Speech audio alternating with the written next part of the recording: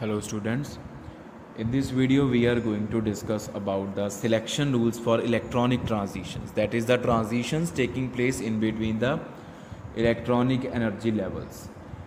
तो बेटा selection rules पढ़ने से सिलेक्शन रूल्स क्या होते हैं ये आप लोगों को पता है बिकॉज हमने बहुत सारी स्पेक्ट्रोस्कोपी ऑलरेडी पढ़ रखी है और हर एक के लिए सिलेक्शन रूल्स हमने डिस्कस कर रखे हैं।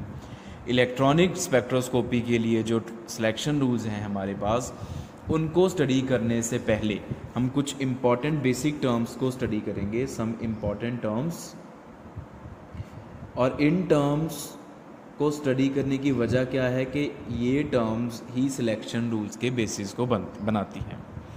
Selection rules are based upon these terms, so we must be familiar to these terms. First term is parity. What is parity? Parity refers to the behavior of an orbital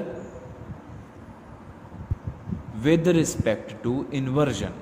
Behavior of an electronic energy state with respect to inversion. Inversion क्या होता है? मान लो हमारे पास कोई भी we have some entity, we have some body, we have some substance, उसका ये central point हो गया। सेंटर से एक साइड पर हमने एक पॉइंट चूज करा, फिर हमने उस पॉइंट से एक लाइन लगाई और सेंटर की तरफ गए, और सेंटर को क्रॉस करके हमने ऑपोजिट साइड पे गए सेम डिस्टेंस ट्रेवल करके। जितना ये पॉइंट सेंटर से दूर है उतना ही ये पॉइंट सेंटर से दूर होगा। और फिर हम चेक करेंगे कि इज देयर एनी चेंज, जो पॉइंट P के ऊपर था क्या वही चीज़ हमें पॉइंट Q के ऊपर मिलती है। ये पॉइंट P है और ये पॉइंट Q है, both are equidistant from the centre. This is called inversion. इसको कहते हैं इन्वर्जन, कि सेंटर से क्रॉस करके दूसरे तरफ जाना इक्वल डिस्टेंस पे और स्ट्रेट लाइन की हेल्प से। तो इन्वर्जन करने पर अगर कुछ बिहेवियर में चेंज आया और नहीं आया, ये दो पॉसिबिलिटीज़ होती हैं, और इसी को हम पैरिटी बोलते हैं। इस बिहेवियर को पैरिटी बोलते हैं। पैरिटी बेटा होती है दो तरह की, even parity and odd parity. अभी हम क्या कर रहे हैं, हम ऑर्बिटल्स को डिस्कस कर रहे हैं, और ऑर्बिटल्स में हमने क्या चेक करना कि इन्वर्जन करने पर क्या ऑर्बिटल का वेव फंक्शन चेंज होता है। वेव फंक्शन का साइन जो हम पहले भी डिस्कस कर चुके कि कोई ऑर्बिटल होता है, उसकी जो लोब्स होती हैं हाई इलेक्ट्रॉन डेंसिटी वाली, उनका वेव फंक्शन का साइन पॉजिटिव भी हो सकता है, नेगेटिव, प्लस और माइनस दोनों हो सकते हैं। ठीक है, तो हमने ये चेक करना कि इन्वर्जन करने पर क्या वेव फंक्शन का साइन चेंज होता है या नहीं होता। If the sign of wave function does not change, if sign of wave function remains same upon inversion, then we say the parity is even parity, and orbital is designated as G for G rate for symmetrical. And if sign changes, अगर wave function का sign change हो गया, if sign changes then parity is odd parity. ठीक है, और orbital को हम designate करते हैं U के साथ, U for ungeared, U for ungeared. ठीक है, तो ये पैरिटी होती है, दो तरह की पैरिटी होती है। जैसे कि हमने मॉलिक्यूलर ऑर्बिटल्स की स्टडी करी थी प्रीवियस लेक्चर में, आपको याद होगा। ये देखो प्रीवियस वीडियो में हमने ये सारे डिटेल्स में पढ़े थे। अभी मैं आपको एग्जांपल देके बता देता हूँ। देखो, अगर हम सिग्मा BMO की बात करें, इस इलेक्ट्रॉनिक एनर्जी स्टेट की बात करें, ये हमारा ऑर्बिटल है और ये है उसका centre. This is the centre. आप यहाँ से यहाँ जाओ, we go from this to this, ऐसे एरो की हेल्प से ना, ये देखो यहां पे we have plus sign of wave function, और जब हम दूसरी तरफ गए यहां पे we also encounter plus sign of wave function. This means to that sigma BMO is जी रे, तो यहाँ सिग्मा के पैर में हम जी लगा सकते हैं, मतलब this sigma B M O is gerade, क्योंकि इसकी पैरिटी इवन पैरिटी है। अगर हम इसकी बात करें, ये हो गया centre, this is the centre, यहाँ से हम यहाँ जाएंगे इधर को, और आप देख सकते हो कि साइन हैज़ चेंज्ड, इधर नेगेटिव साइन था, इधर positive, so this pi is actually ungeared, you आएगा, दिस हैज़ ऑड पैरिटी। ऐसे इसकी भी odd parity, this is also ungeared, this is geared, this is ungeared. तो ऐसे हम किसी को भी ऑर्बिटल को जीरेड और अनजीरेड में क्लासीफाई कर सकते हैं, चेक करके कि उसका वेव फंक्शन का साइन चेंज कर रहा है या नहीं कर रहा। This is about the parity. Next term that we use is spin multiplicity.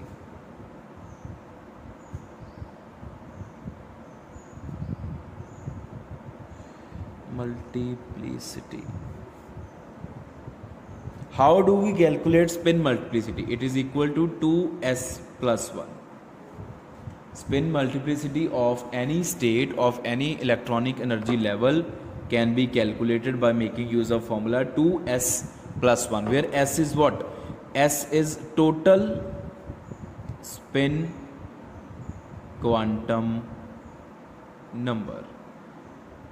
हमने ये देखना होता है कि इलेक्ट्रॉन्स कितने हैं उस स्टेट में, उस एनर्जी लेवल में इलेक्ट्रॉन्स कितने हैं, उनकी स्पिन को ऐड कर दो, ठीक है। अपवर्ड एरो होगा तो +1/2 होगी उसकी स्पिन, डाउनवर्ड एरो होगा तो -1/2 होगी उसकी स्पिन, फिर हम इन सारी स्पिन्स को ऐड कर देंगे।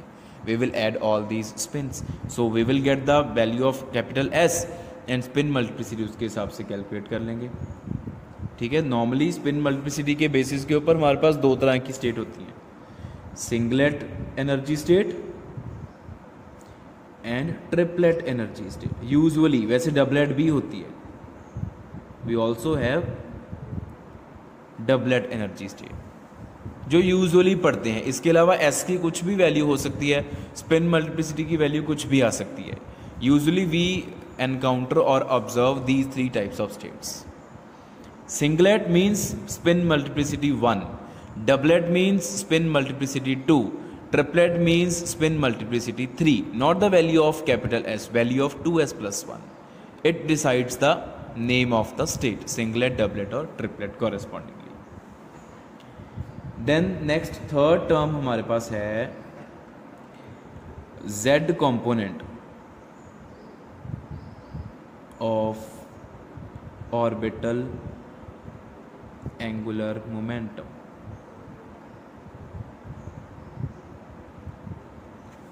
Orbital angular momentum is what? It is the angular momentum generated due to revolution of orbital around the nucleus. जो ऑर्बिटल में इलेक्ट्रॉन्स हैं उनकी जो न्यूक्लियस के अराउंड रेवोल्यूशन होती है, उसकी वजह से जो एंगुलर मोमेंटम आता है हमारे पास, उसको हम बोलते हैं ऑर्बिटल एंगुलर मोमेंटम। और वो उसके 3 कंपोनेंट्स हैं, एक्स के अलॉन्ग, वाई के अलॉन्ग, जेड के अलॉन्ग। हमने Z component of orbital angular momentum की बात करनी है, that is along inter nuclear axis, because हम +1 से पढ़ते आ रहे हैं कि जो इंटर न्यूक्लियर एक्सिस है वो यूजुअली जेड एक्सिस ही होता है। इंटर न्यूक्लियर एक्सिस क्या होता है? वो एक्सिस जिसके अलॉन्ग बॉन्ड पड़ा हो, जिसके अलॉन्ग सिग्मा बॉन्ड पड़ा हो, 2 एटम्स के बीच में जो सिग्मा बॉन्ड बना, उसकी जो डायरेक्शन होती है वो होता है इंटर न्यूक्लियर एक्सिस। उस एक्सिस के अलॉन्ग ऑर्बिटल एंगुलर मोमेंटम की जो कंपोनेंट की वैल्यू है उसको हम we take into the account. तो उसके लिए हमने सिंबल यूज करा होता है capital lambda, this is capital lambda, inverted V it is capital lambda. तो capital lambda can have values 0, 1 और 2, इसकी 3 वैल्यूज हो सकती हैं। और इसके कॉरेस्पॉन्डिंगली जो सिंबल हम यूज करते हैं, सिंबल फॉर द स्टेट, वो कौन कौन से? 0 के कॉरेस्पॉन्डिंगली एप्सिलॉन, ठीक है, 1 के कॉरेस्पॉन्डिंगली कैपिटल पाई,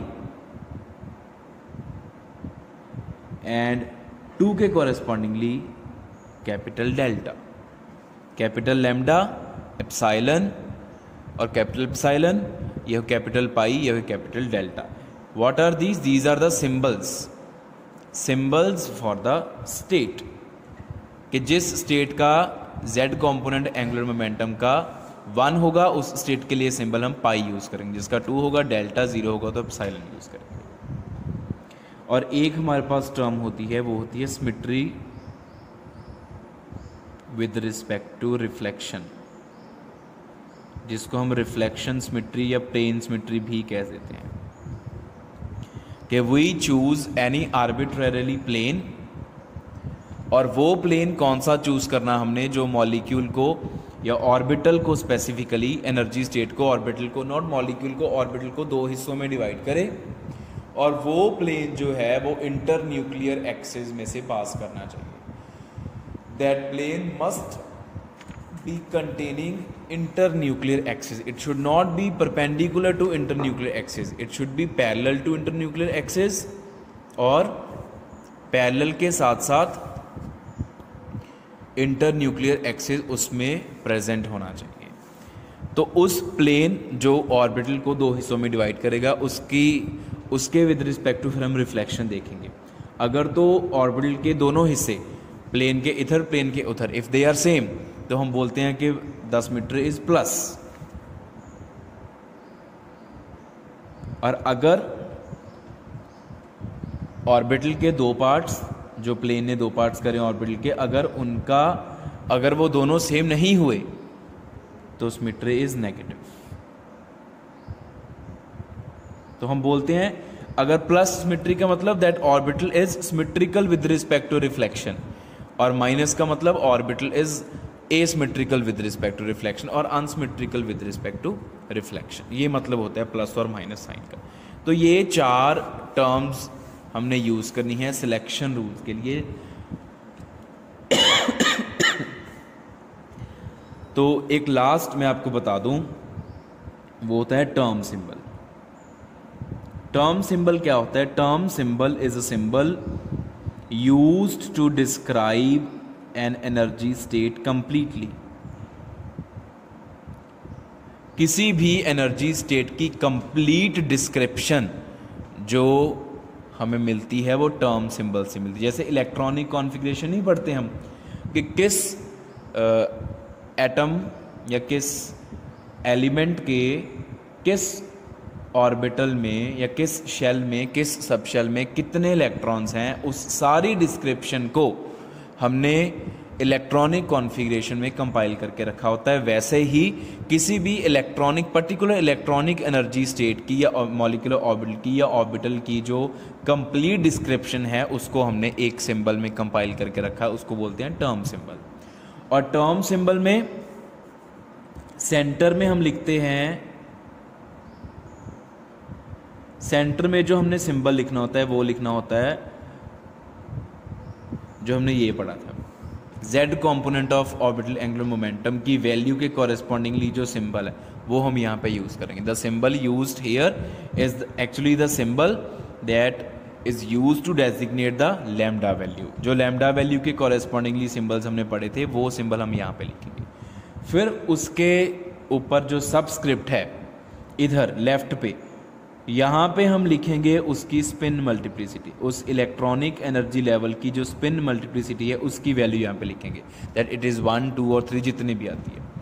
उसके राइट पे हम लिखेंगे रिफ्लेक्शन सिमेट्री, कि वो उसकी रिफ्लेक्शन सिमेट्री प्लस है या माइनस है, और सबस्क्रिप्ट यहाँ पे लिखेंगे G और U, कि उसकी पैरिटी इवन है या ऑड है। ये टर्म सिंबल है। यहाँ जो मैंने लैम्डा लिखा हुआ है, lambda actually can be epsilon, pi और डेल्टा। लैम्डा की जगह पे यहाँ पे एप्सिलॉन आएगा, पाई आएगा या डेल्टा आएगा, लैम्डा नहीं आएगा। लैम्डा की वैल्यू चेक करेंगे क्या है, उसके कॉरेस्पॉन्डिंगली फिर सिंबल लिखेंगे। This is the term symbol. इसके बाद बेटा हमारे पास आ जाते हैं selection rules. They are very simple to understand. ये सारी टर्म्स सिलेक्शन रूल्स में यूज होती हैं, इसलिए हमने इनको पढ़ा है। तो first selection rule is spin selection rule.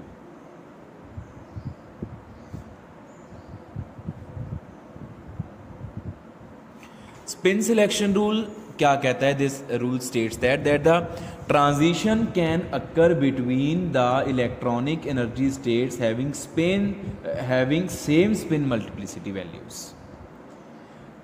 उन दो इलेक्ट्रॉनिक एनर्जी स्टेट्स में ट्रांजिशन हो सकती है जिनकी स्पिन मल्टीप्लिसिटी सेम होएगी, डिफरेंट वाली में नहीं होएगी। मतलब अगर हम कहें कि singlet to singlet, then it is an allowed transition. Triplet to triplet, this is another allowed transition. And if we say singlet to triplet or triplet to singlet, it is forbidden. So according to this rule, delta S should be 0. Capital S value of the initial energy state and capital S value of final energy state where transition ends, they both should same. The values of capital S should be same so that delta S is 0. Second rule is Laporte selection rule.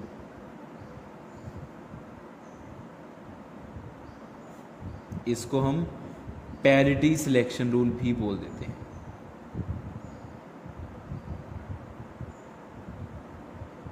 Because it is based on parity.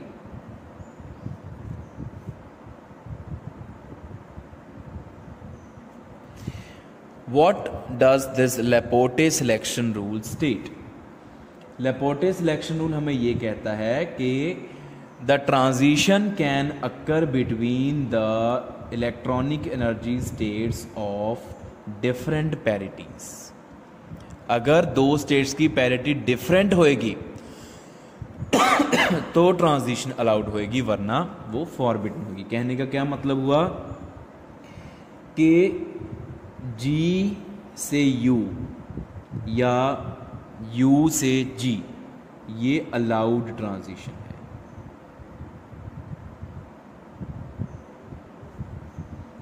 G से G, U से U ये दोनों forbidden transitions हैं। The parity should be different. दो states की parity अगर different होएगी तो ट्रांजिशन हो पाएगी, वरना नहीं हो पाएगी। ये है Laporte selection rule. Third selection rule है हमारे पास orbital angular momentum selection rule. ये सिलेक्शन रूल हमें क्या कहता है कि जो z component of orbital angular momentum है delta lambda, it should be 0 और ±1। डेल्टा लैम्डा की value between the two electronic energy states can be 0 और it can be ±1, then transition will be allowed. Delta lambda is equal to ±2, it is forbidden transition and this is the allowed transition. This transition is allowed, this is forbidden. So इसके हिसाब से epsilon से epsilon, ठीक है, epsilon से पाई, पाई से epsilon, पाई से पाई, पाई से डेल्टा, डेल्टा से पाई, डेल्टा से डेल्टा, ये सारी transitions, all these transitions are allowed transitions. देख लो आप, एप्साइलन से एप्साइलन डेल्टा लैम्डा 0, एप्साइलन से पाई डेल्टा लैम्डा 1, पाई से एप्साइलन डेल्टा लैम्डा -1, पाई से पाई डेल्टा लैम्डा 0, पाई से डेल्टा डेल्टा लैम्डा 1, डेल्टा से पाई डेल्टा लैम्डा -1, डेल्टा से डेल्टा डेल्टा लैम्डा 0। ये सारी अलाउड हो गई बिकॉज हमने ये अभी पढ़ा ना, ये देखो ये लैम्डा की वैल्यूज़ हैं, उनके कॉरेस्पॉन्डिंगली ये सिंबल्स होते हैं एनर्जी स्टेट्स के लिए। और फॉरबिडन कौन कौन सी होंगी? एप्साइलन से डेल्टा एंड डेल्टा से एप्साइलन, ये फॉरबिडन ट्रांजिशंस हैं दोनों. Because for these two transitions, for epsilon to delta, delta lambda is 2, and for delta to epsilon, delta lambda is -2, so it is forbidden. Next selection rule, last one, is symmetry selection rule.